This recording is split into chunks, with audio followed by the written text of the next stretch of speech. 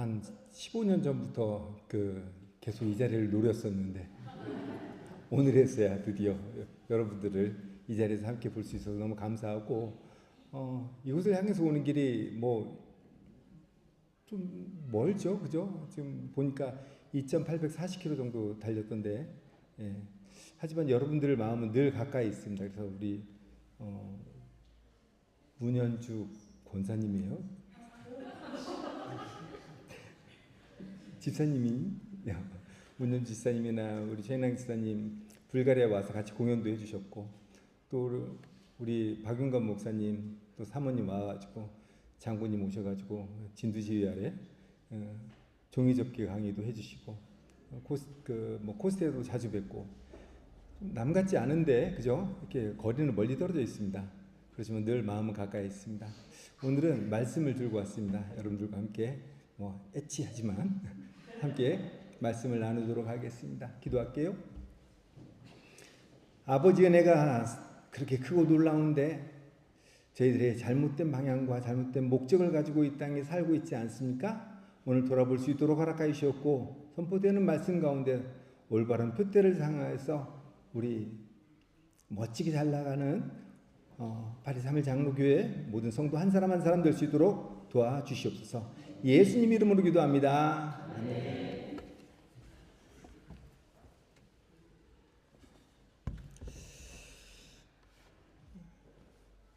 오늘 본문에 보면 내게 유익했던 것을 다 해로 여긴다라고 써 있습니다. 혹시 여러분들은 여러분들 어떤 방향성과 목적성이 있으니까 파리에 와서 살고 있겠죠, 그죠?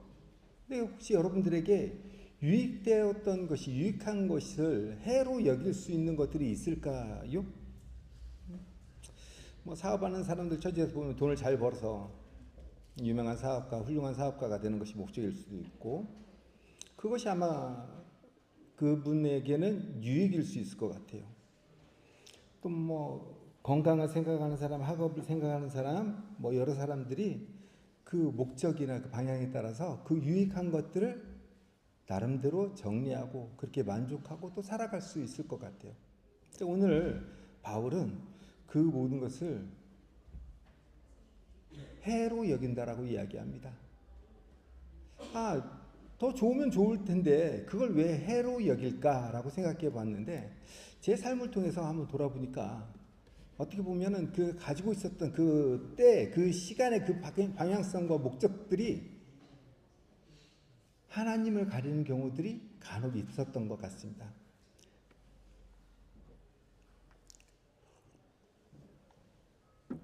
저는 군산에 있는 큰 교회 목사님으로 심우하셨던 아버지가 있었어요. 근데 어렸을 때는 그렇게 눅눅하게 그렇게 말 잘 듣는 목사의 착한 아들은 못 되었던 것 같아요. 그래서 그런지 맨날 자칫하면 싸움만 하고 여기저기 말씀만 불러일으키고, 심지어는 경찰서 같은 데 이렇게 잡혀가지고 너희 아버지 뭐 하는 사람이냐고 물어보면 목사라고 이야기하기 싫어가지고 목수인데요, 그런 적도 있었어요. 그기에는 15살 때 집을 나와서 한 4군데 정도 중학교를 옮겨 다녔어요. 군산중학교, 서울에 있는 강서중학교, 그리고 봉천중학교, 성서중학교. 이 정도 되면은 사실 볼장 다 본 사람이죠, 그죠? 집에서는 내놓은 사람, 그리고 학교에서는 말썽꾸러기, 사회에는 사회의 악이라고 생각할 수 있는 그런 이제 불량 청소년 같은 역할들을 제가 살았었던 것 같아요. 근데도 저희 어머니는 늘 저한테 사랑한다 아예라, 기도하는 자식은 망하지 않아, 난 널 위해서 늘 기도해, 사랑한다. 저한테 한 번도 꾸지람 해본 적이 없어요. 야, 너 때문에 못 살겠어, 아버지 체면을 봐서라도 그러면 안 되지라고 얘기해 본 적이 어머니는 없었어요. 심지어는 제가 오토바이를 타고 다녔어요. 가와사키 750이라는 커다란 오토바이를 타고 다녔는데 어머니가 바쁘면 거기를 타서, 그 당시에는 좀 멋진 어머니였는데 그렇게 해서 터미널에 데려다 줘 그러기도 하고 그랬었습니다. 서울에 살 때. 그 당시에 제 목적은, 제 유익은 뭐였냐면요, 힘센 것이었어요.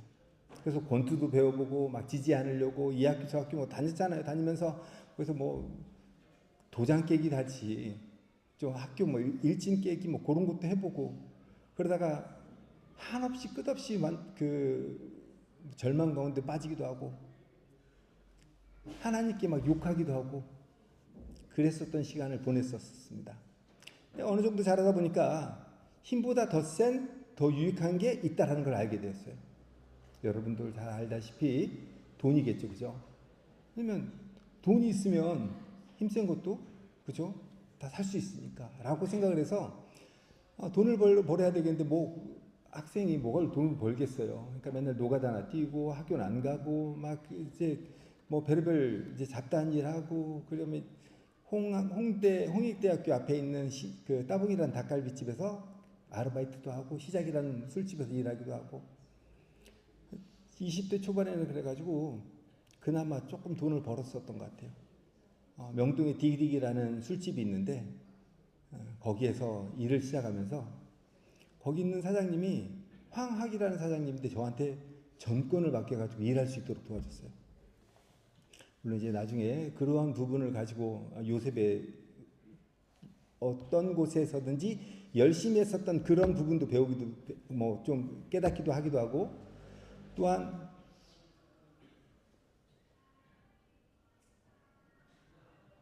술집을 사가지고 교회를 만드는 그런 놀라운 일까지도 하나님께서 허락해 주셨던 것 같습니다. 어쨌든 그때그때마다의 목표와 방향성 그리고 유익한 것들은 좀 바뀌어갔어요. 그렇게 해서 군대를 갔는데 군대 가서 좋은 친구들을 많이 만났어요. 소리엘의 지명현이라든지 2012년도에 이제 파리에서 그 코스트 할 때 우리 명현이도 왔었거든요. 오랜만에 만나기도 하고 지금도 계속 연락도 하고, 뭐 군대 제 졸병인데도 불구하고 그 무리들을 아직도 만나가지고 대포집 가가지고 사이다도 한잔 하기도 하고 그렇습니다. 어쨌든 아직도 만나는데 그런 친구들 보면서 뭘 좀 갖고 싶었냐면, 내가 유익했던 것이 그전에는 뭐 힘이나 돈이었는데 그러지 말고 내가 유익했던 것, 내가 가지고 싶어 하는 것이 좀 뭐 명예 같은 거였으면 좋겠다. 내가 제대하고 좀 대학을 갔으면 좋겠다 하고 제대를 합니다. 제대를 했는데 글쎄요, 공부를 안 했던 사람이 바로 대학 갈 수 있을까요? 없죠. 그냥 어쩔 수 없구나. 나는 그냥 그 지하의 세계에 가가지고 디기라는 술집 저를 기다렸었으니까 가서 거기서 일이나 해야지 하고 들어갔었습니다. 근데 저희 어머니가 그때 또 오셨어요. 어머니는 그 YWCA에서 하는 팔도바자회라는 것을 하기 위해서 명동으로 오셨다가, 명동에 YWCA 본부가 있거든요. 디기디기라는 술집에 와가지고는 보면은 뭐 양주가 쫙 깔려있고 뭐 아가씨들 막 다니고 그런데도 불구하고 어머니께서는 저한테, 야, 우리 아들 이렇게 식당에서 일하는데 고생이 많네. 한쪽 눈 감아주신 거죠. 그리고는 성공도 구원도 개인 플레이야. 너희 위로 5명의 형제들은 다 석사고 박사고 그러는데 너도 대학을 한번 가보지 않을래? 어떻게 대학을 가겠어요, 제가. 그쵸? 그냥 대학 가고 싶은 생각에 여자친구한테 국어 참고서는 달라고 그래가지고 국어 참고서 지문만 읽어봤지 공부라고는 해본 적이 없는데, 그때 어머니가 제안한 게 이제 바순이라는 악기를 제안을 해줬습니다. 하프는 악기를 사기만 하면 간대. 근데 바순이나 콘트라베이스는 좀만 하면 간대. 가고 싶었던 생각이 있으니까 한번 해볼까요? 하고 시작을 했어요. 근데 선생님도 하나님께서 또 그런 분을 또 붙여주셨는데, 만약에 좀 선생님 딱딱하거나 그러면 제가 또 승질이 있잖아요. 그러니까 안 하고 박차고 나갈 텐데, 인천시향의 이영원 선생님이라는 이 선생님은 늘 저한테 좀 이렇게 좀 느글느글하게, 남자라면 이 정도는 해야 되지 않겠어? 야, 다른 거 하지 말고 이 한마디만 해봐. 그 한마디 한 것이 결국은 콘체르토 전학장의 1학장을 마치게 했어요. 그리고 시험을 보게 했습니다. 그 선생님 덕분에 시험을 봤는데, 물론 이제 배우기는 잘 배웠어요. 5달 한 것 치고는. 근데 5달 해가지고 과연 대학에 갈 수 있을까요? 뭐 여러분들 여기 음대 졸업하신 분들이 있으니까 물론 탁월한 재능이 있다라면 몰라도 저는 재능 제가 봐도 없었거든요, 그때는. 한데 건대를 봤는데 5대1이었어요. 떨어졌을까요? 붙었을까요? 연주 지사님 어떻게 생각하세요? 똑 떨어졌죠. 똑 떨어지고 나서 그 다음에 2차로 보게 되는 데가 총신대였는데, 총신대에 저보다 잘하는 사람이 한 사람만 있어도 떨어질 텐데 거기에는 예쁜 여자애가, 조그만 여자애가 막 오더니 막 부는 거예요. 그래서 제가 그때 생각을 했어요. 5달 동안 돈을 못 번 게 얼마고, 레슨 한다고 돈 갖다 준 게 얼만데 내가 여기서 또 떨어지나. 와, 세례 증명서가 없어가지고 아버지한테 가가지고 세례 증명서 떠달랐더니 그냥 줄 수는 없다고 해가지고 교리 문답까지 하고 막 그렇게 해서 세례 문답서까지 받아와가지고 서류까지 냈는데 또 떨어지면 어떡해 이거. 와, 진짜 세상 말로 XYZ네 라고 생각했던 거죠. 한참 그렇게 밖에를 보면서 그 계산을 하고 있었는데 이 친구가 저한테 오더니 아저씨는 왜 안 불어요? 그러는 거예요. 그리고 저도 모르게 안에 들어가서 불면 되지 왜 여기서 힘 빼니? 라고 이야기했는데 이 친구가 그 순간에 좀 부담이 됐나 봐요. 아, 고수구나 뭐 이런 식으로. 그러니까 아저씨는 뭐 하셨어요? 그러니까 아, 나는 군악대에서 색소폰 불었지 뭐 이제 뭐 그런저런 얘기하고, 선생님은 누구세요? 인천시의 이영원 선생님, 저는 뭐 조윤준 선생님, 뭐 이제 그런저런 잡다한 얘기를 하고 이제 시험 시간이 돼서 딱 들어갔는데 밖에서는 선생님보다 더 잘 불던 이 친구가 안에 들어가더니 갑자기요 틀렸어요. 멈췄어요. 그리고는 얼굴이 시뻘개져갖고 지금 제 모습처럼 시뻘개져가지고 튀어나오는 거예요. 저는 틀릴래야 틀릴 수 없는 곡을 그냥 무미건조한 곡 있잖아요. 한 학점씩마다 붓빠 했으니까 그것만 가지고 불고, 또 혹시라도 제가 틀리면 아무데나 부를 수 있도록 피아노 그 하시는 분이 그때 이제 빈 국립음대에서 학위를 마치시고 들어오신 분인데 제가 어디를 부르도 맞춰줄 테니까 편하게 부르라는 거예요. 그래서 전 편하게 불다 그냥 나왔어요. 나오는데 나올 때 이렇게 심지를 뽑더라고요. 심지를 뽑는데 거기에 모든 스케일이 있어요. 연필통 하나에. 저는 몇 달 했다고 그랬죠? 이것도 얘기 못해요? 5달 했어요. 5달 했기 때문에 기껏 해봤자 C 메이저, F 메이저, G 메이저 정도밖에 이제 못하는 거죠. 그래가지고 아무거나 뽑아도 C 메이저를 하려고 그랬는데 딱 뽑았는데 C 메이저예요. 진짜 운 좋지 않아요? 근데요, 이제 나중에 알고 봤더니요, 이게 운을 넘어선 하나님의 큰 은혜더라고요. 제가 C 메이저를 불었어요. 그리고 나오는데 이 조교가 C 메이저라고 얘기하더라고요. 만약에 다른 거 뽑았는데 제가 C 메이저 불고 나왔으면 저는 탈락인 거죠. 그래서 총신대 들어갔어요. 꼴등으로. 그래서 거기에서 1등으로 들어온 아내를 만나가지고 결혼하고, 그리고 아내는 장학금 받고 들어갔고 저는 이제 간신히 들어갔으니까, 그리고 불가리아에 오게 됐습니다. 그때 제 생각은 뭐 꼴등으로 들어간 사람이 얼마나 잘하겠어요 라고 여러분들 생각할지는 모르겠지만 하나님께서 좋은 친구들을 많이 붙여주셨어요. 신기하게 아내도 붙여주셨고 이강민이라는 지휘자도 붙여주셨고, 그리고 충영교회 오케스트라로 섬기게 하셨고, 오케스트라 안에서 좋은 친구들, 지금 뭐 울산시장에는 동현정이라든지 최울사님이라든지 여러분들을 보내주셔가지고 제가 잘 성장할 수 있도록 도와줬어요.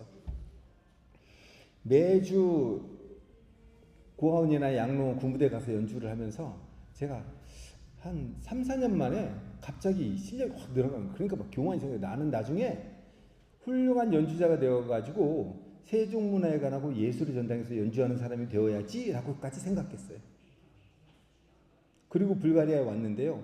그때 충영교회는 뭐가 있었냐면 선교사로 이제 그 지원하기 위한 사람들 공부하러 나가면은 충영교회 단기 평신도 단기 선교사라는 칭호를 줘가지고 기도도 하고 후원도 해주고 뭐 그런 게 있었거든요. 이제 그렇게 해서 98년도에 불가리아를 갔죠. 근데 한참 열심히 공부하고 막 배우는데 99년도에 빌립보에 가서 사도 바울 감옥이 거기 있다라는 거예요. 그래서 가서 봤는데 진짜 있어요. 근데 그래서 성경책을 봤죠. 사도행전 16장을 이렇게 보는데 도무지 이해가 안 되는 게 있어요. 뭐가 이해가 안 되냐면 지금 오늘 있는 이 빌립보서도 뭐 빌립보 교회를 향한 거였지만 뭐가 이해가 안 되냐면 사도행전 16장에 보면은 마게도니아 환상을 보고 마게도니아로 넘어오거든요. 그리고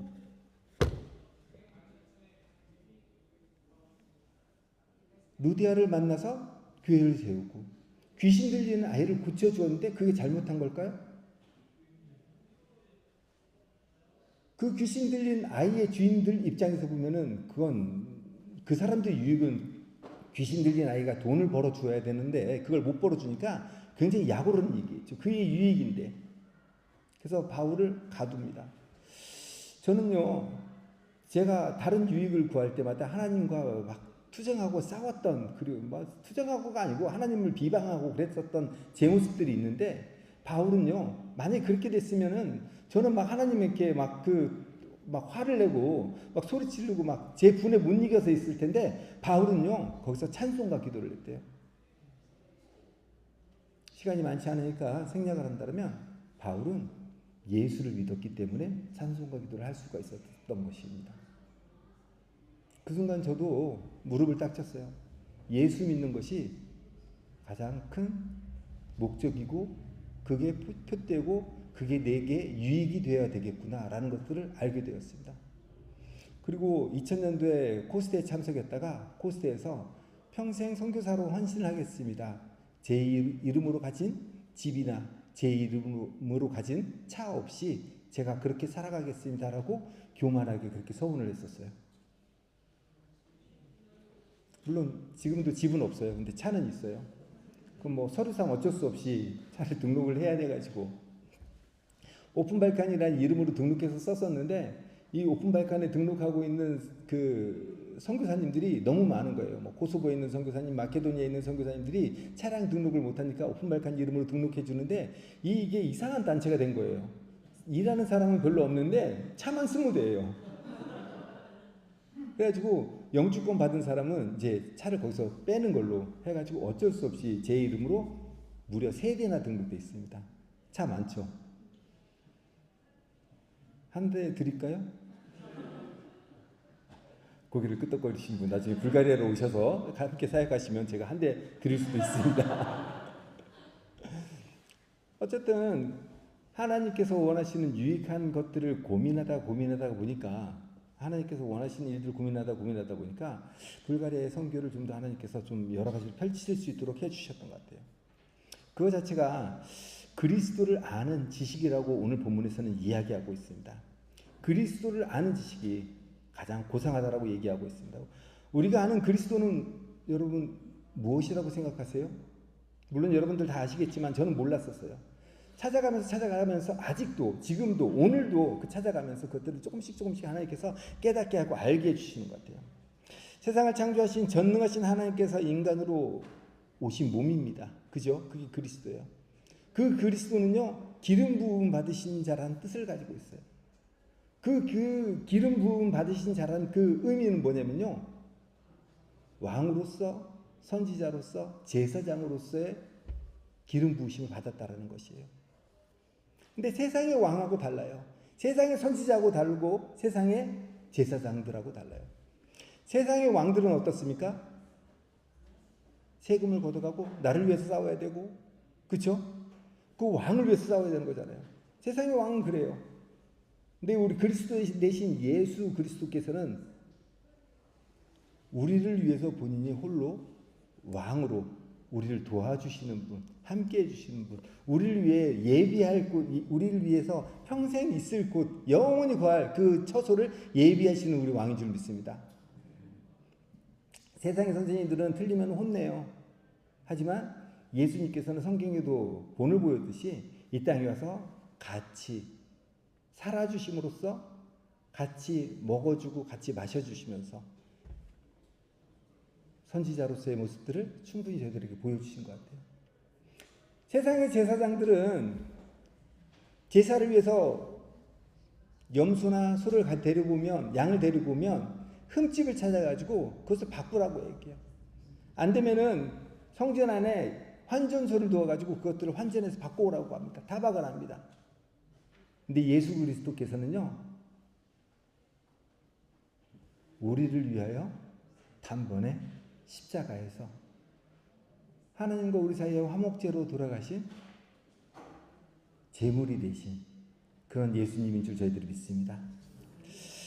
그러한 것들을 우리가 알게 되고 점점 깨닫게 된다는 것은 이건 크고 놀라운 일들이에요. 그러다 보니까 우리가 율법에 얽매여서 형식에 얽매여서 경건한 척하면서 사는 것이 아니라 자유자로서 그렇게 살 수 있는 것들을 하나님께서 허락해 주시는 것 같습니다. 그렇게 우리가 그리스도를 아는 지식을 조금씩 만들어 있다면 잘못하면 교만해질 수 있어요. 그죠? 교만해질 수. 이만큼 아는데, 내가 이만큼 신앙생활을 했는데, 이만큼 선교지에서 살았는데, 근데요 하나님 앞에서 가면요 도찐개찐이에요. 제가 커다란 오토바이 탔다고 그랬잖아요. 63빌딩 위에 가서 보니까 제 오토바이가 좀 컸거든요. 근데 거기서 보는 것은요, 제 오토바이나 그랜저나, 그 당시에는 그랜저가 제일 좋은 차였어요. 티코나 다 도찐개찐이더라고요. 하나님 입장에서 보면, 어떻게 보면 우리들의 모습들이 다 그런 것 같습니다. 그 조그만 지식만 안다라면 우리가 바리새인들과 서기관들처럼 예수님의 모습 가지고 탓하고 그 꾸중하는 사람일 수도 있어요.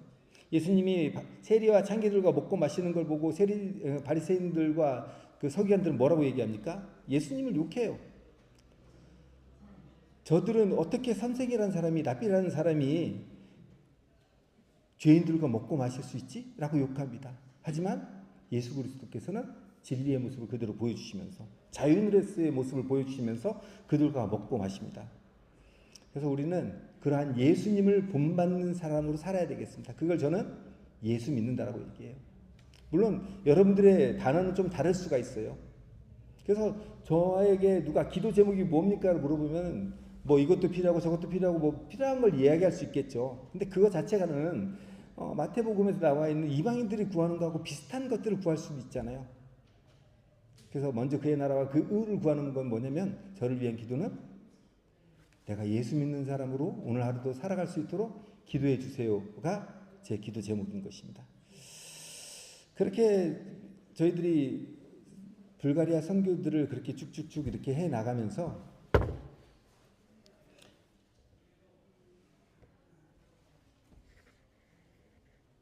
조금 규모가 커졌어요. 현지 교회도 5곳이나 개척을 해갖고, 그 당시에 4곳이었지만 4곳이나 개척해가지고 그 교회들이 선교사의 교회가 아닌 현지인들의 교회가 되어야 된다라는 그 마음으로 하나님께서 허락해 주셔가지고 그런 교회들을 만들어 나가기 시작을 했거든요. 그러니까 한국에 있는 그 많은 교회들은 맨 처음에 어떻게 시작했냐면요, 외국 선교사님들이 한국에 와가지고 네비우스 정책이라 해서 자전 자립 자치를 두고 교회를 키워 나갔었어요. 담임 목사를 해도 되지만 가급적이면 현지 교회들이 빨리 설 수 있도록. 근데 이상하게 선교지에 가니까 선교사님들의 교회는 많은데 현지인들의 교회는 좀 적은 것 같다는 생각이 많이 들기 시작을 했어요. 그래서 우리 교회라도 그렇게 하자라는 마음을 가지고 교회를 세우면은 그 건물에, 그리고 뭐 무슨 그 뭐 토지 증서 뭐 그런 거 있잖아요. 그런 것들을 전부 다 현지인들에게, 이제 현지인들 이름으로 하게 했습니다. 맨 처음에는 사람들이 그걸 왜 그렇게 하냐, 도대체 과연 현지인들 믿을 수 있냐, 집시들 믿을 수 있냐라고 얘기하는데, 한편으로 보면요, 집시보다 더 위험한 게 누구예요? 저 자신이에요. 저분들이 뭐 혹시라도 헷가닥해서 건물을 팔아먹고 만약에 도망가면은 그건 하나님과 저분의 일이지만 저는 거기서 자유롭고 싶거든요.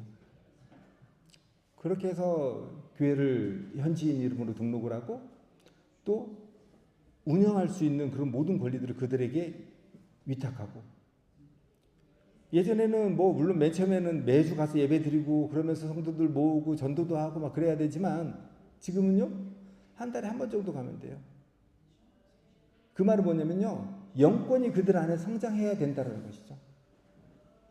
자전자립 자신이라는 그 의미, 네비우스 정책의 그 포괄적인 의미는 현실적으로는 어떻게 다가오냐면, 저에게는 재산권과 운영권과 영권이 그들 안에 존재하는 현지인의 교회, 그런 교회가 5곳이 섰습니다.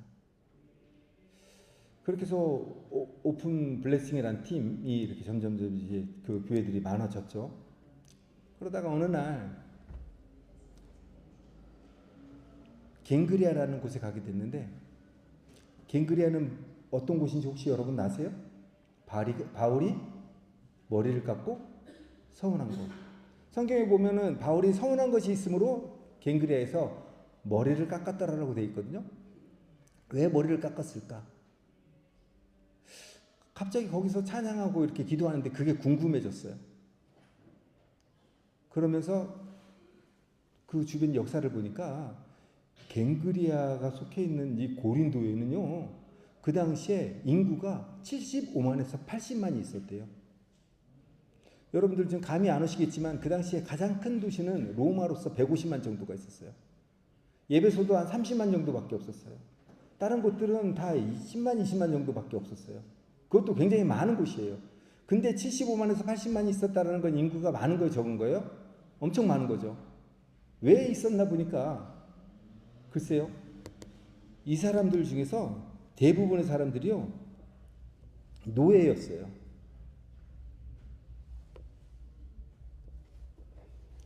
그래서 로마에서 오는 배가 고린도만에 오면은 이 짐들을 가지고 갱그리하고 같이 이동을 했습니다. 그러니까 개미떼가 막 짐 날리는 것처럼 사람들이 그렇게 무수한 사람들이 그렇게 짐을 날랐어야 되는 거예요.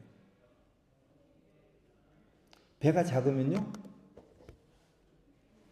잘 보이실지 모르겠지만 이렇게 배를 짊어지고 배를 통째로 6.3km나 되는 그 길을 날랐다라고 얘기합니다. 바울은 거기에서 그동안 쭉 마게도냐 환상을 보고 빌립보로, 그리고 데살로니가로, 베레아에서 복음 전하다가 또 도망가가지고 아테네로, 아테네에서 또 그 사람들과 논쟁하다 힘들어가지고 이제 고린도까지 와서 사역했잖아요. 사역할 때 모든 사람이 환영했으면 좋은데 그렇지 않고 오히려 유대인들은 방해했거든요. 지적질하고 막 가르치고 막 그런 유대인이잖아요. 그런 바리새인들이잖아요. 그런 사람들에게 이제 옷에 먼지를 털면서 너희들의 죄는 너희들의 머리로 갈까? 난 이방인들의 갈까라고 나왔는데 예수 그리스도께서 그날 밤엔 만나 주셨어요. 이 성에는 나를 믿는 사람이 많으니까 나가서 담대하게 전하라 그랬어요. 우리가 할 일이죠. 전하라. 그래서 바울은 거기에서 1년 반 동안 사역하고 이제 배를 타는 거예요. 그리고 에베소를 통해서 이제 다시 안디옥으로 돌아가는 거죠. 수리아 안디옥으로. 그 과정 속에서 머리를 깎았다라는 것이 저는 갸우뚱거렸었는데, 그 동네의 고린도 지역의 75만에서 80만 이 대부분의 사람들이 이 방금 보여줬던 이 그림처럼 많은 사람들이 노예였다라는 것을 알게 되었어요. 바울은 예수 믿는 사람으로서 본인이 살아가기 때문에 결국에는 뭐 여러 곳에 교회를 세우고 빌립보에는 간수장에게도 복음을 전하고 그렇게 왔지만 진짜 종이 되고 싶은 그 마음이 있었지 않았을까?